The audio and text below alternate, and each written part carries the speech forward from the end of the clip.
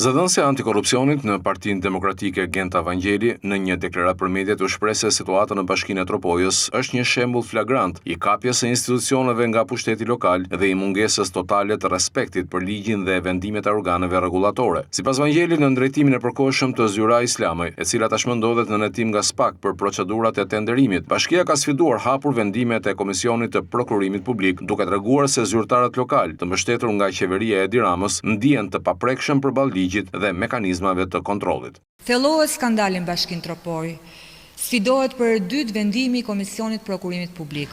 Bashkia Tropoj, në ndrejtimin e përkohshëm të zonjës Zyra Islamaj, tashmë e marrë e pandehur zyrtarisht nga SPAK, pikërisht për procedurat e prokurimit, ka sfiduar hapur vendimet e Komisionit Prokurimit Publik.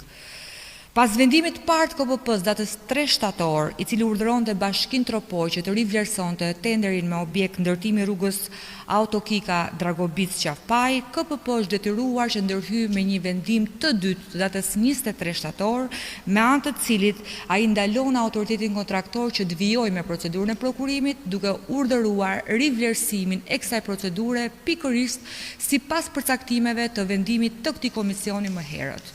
Megjithatë, në kundërshtim të hapur me këtë vendim detyrues, në 3 tetor, Bashkia Tropoj ka përsëritur të njëjtin standard, duke lënë të skualifikuar operatorin ekonomik që paraqiti ofertën më të ulët. Operator ky, mbështetur në ankesën e të cilit KPP gjeti shkelje në veprimet e bashkisë. Ky akt përbën një sfidë të hapur ndaj KPP-s dhe organeve drejtësisë, dhe tregon se si zyrtar lokal të mbështetur nga qeveria e Edi Ramës ndihen të paprekshëm përpara ligjit.